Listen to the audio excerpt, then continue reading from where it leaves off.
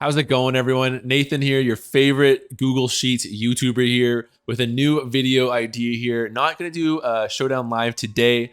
I've been working on Monogram for a while, actually, and I was having trouble with Monogram specifically. I kept getting just smoked, like rinsed. I had 3 games in a row against Mono Grass, which is a miserable matchup for Mono Ground. And then I had a break, but then I had like several games against Mono Ice in a row. And then I played a bunch against Mono Water in rows. So I had the craziest session just now, getting ready for my Mono Ground Showdown Live. And I thought to myself, what are the usage stats in this tier? It's one of those things that the Monotype Council doesn't love to share. I understand why. It's probably very similar to Monotype tiering, where if you create a tier list, it's going to create these arbitrary expectations on the viewer on like how they rank everything. And people are not going to choose teams for genuine like play style or genuine interest. They're just going to do what they think is meta or what they think is optimal or whatever.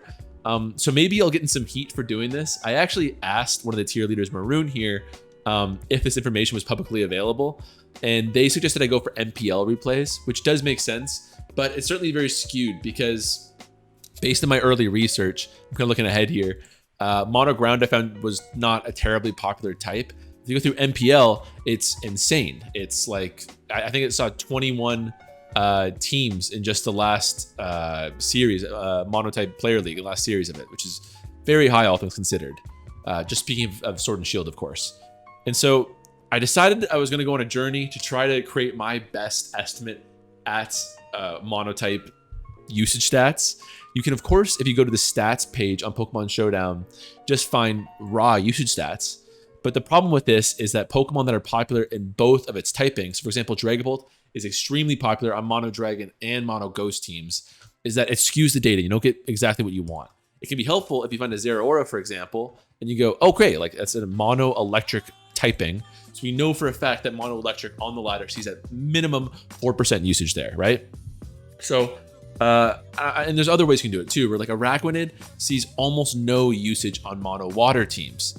It's essential on Mono Bug teams for various reasons, acting as a water and fire resist, and it gets up the valuable sticky webs, but it's not very useful, not very common on Mono Water. And before you say, hey, wait, Nathan, what? You're just making that up. The stats page on Smogon also has a moveset functionality. So again, you can do a Dragapult and you can see it's very useful. Oh, it's got Infiltrator 71% of the time. It's running Scarf 26% of the time. That's kind of crazy, actually. I'm surprised it's that common in the tier.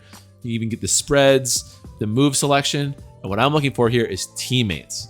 So I can look at this and I go, okay, Dragon, Dragon, Ghost, Ghost, Dragon, Dragon, Ghost, Dragon, Ghost, blah, blah, blah. I can look at this and get some sort of snapshot of how often it's being used in Mono Dragon teams and how often it's being used in Mono Ghost teams. So if we go to Araquanid specifically, and as you can tell by that thing there for Dragapult, it's pretty close to even. So let's look at Araquanid now. I have to scroll down a little bit, Control F, thank you.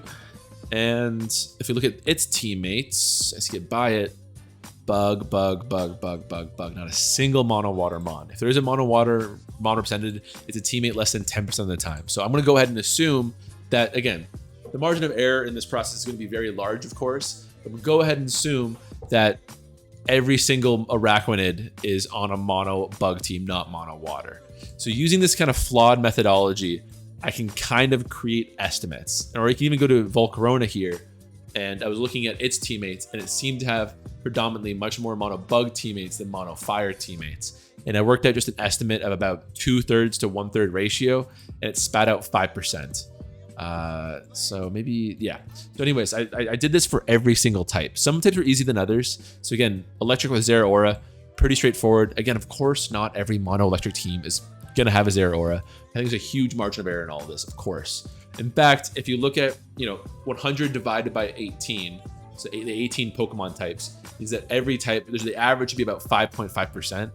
And if you go through all the math I've did so far, 5.5% is extremely high and almost none of them hit it. So that kind of backs up that I'm definitely lowballing all of these and I'm definitely working within a pretty wide margin of error. But again, this information isn't publicly available. I'm just doing the best I can to try to create some rough ideas to work with. And then afterwards, I'm going to use my own anecdotal experience and kind of be like, okay, you know what? I think Mono Water is the most common type of team I find on the ladder. And if that ends up being the case, then those two kind of work hand in hand. If I see, if this spits out that Rock has 10% usage stats I'm going to know something's iffy with my methodology because rock almost never shows up on the ladder in my own experience. I'm trying to, again, kind of working hand in hand with my experience and my flawed data here and hoping that it spits out something reasonable. Anyways, there's some surprises here, like for example, Cinderace, these 2 monofire mons. The fact that Cinderace sees much higher users than Torkoal, I find wild. I think Torkoal's essential for monofire, whereas Cinderace is just very, very good, but you know, shows what I know. Some of them were very hard because of course dragon types have only, like there's no mono dragon type that's popular in the tier right now. Like Goodra doesn't see a lot of usage on mono dragon teams.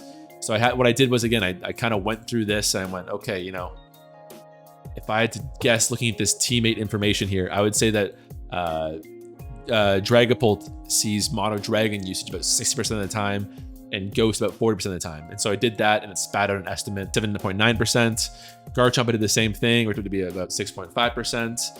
Dragalge was also interesting because it's one of those Pokemon that despite not being a monotype typing, it's essentially only, similar to Araquanid, only going to be found in mono dragon teams because poison doesn't need that. On mono dragon, it gives you a fairy resist, it gives you a stab that's super effective against fairies, it gives you toxic spikes and a pivot. It's fantastic, whereas it doesn't really fulfill any of the utility that most poison types are going to go for.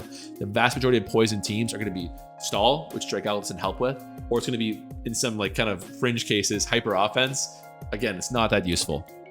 So anyways, I did my best estimates at all of this. For the millionth time, flawed methodology, I realized that. And this is what it spat out roughly in terms of percents right here, okay?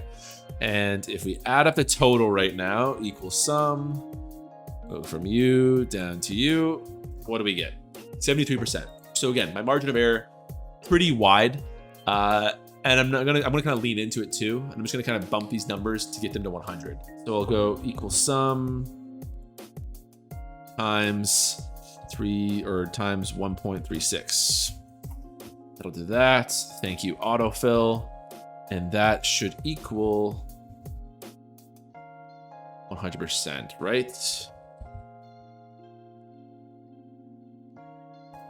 Great, perfect.